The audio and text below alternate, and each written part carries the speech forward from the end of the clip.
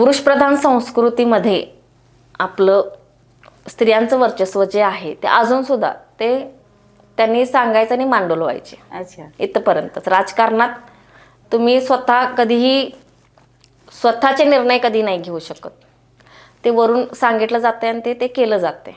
सीटा उभा करणं असेल महिलांना किंवा कोणतरी घरातले असेल, वैयक्तिक स्तरावरती ज्यावेळेलाच ती लेडीज येते किंवा ती महिला काय ते करायला जाते, तर तिला मग पाय खेचण्याचा प्रकार असतील, जाणून बुजून तिला त्रास देण्याचा प्रकार असेल, बदनामी करण्याचे प्रकार, असे बरेच गोष्टी होतात. त्यामुळं महिला पण नाहीत धाडसानं कुठं पुढं आलेल्या आजपर्यंत. आणि सगळ्यात जास्त टफ आहे ते राजकारण. तुम्ही कुठलाही जॉब करा, राजकारण नाही करू शकत. त्यामुळं बऱ्याच गोष्टींचा अभ्यास करायला गेलं तर महिलांना ते दबवण्याचे प्रकार होतात. काही गोष्टी अंतर्गत असतात ज्या त्यांना बाहेर पाडायच्या नसतात.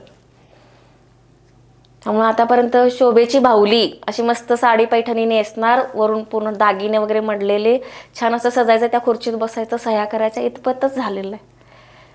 कधी कोण असं वैयक्तिक एक लेडीज आहे जिच्या मागं पुरुषच नाही आहे आणि महानगरपालिकेचा कारभार तिनं त्या बाईनंच सांभाळलाय, दाखवून द्यावं मला आजपर्यंत, कोणी असू देत.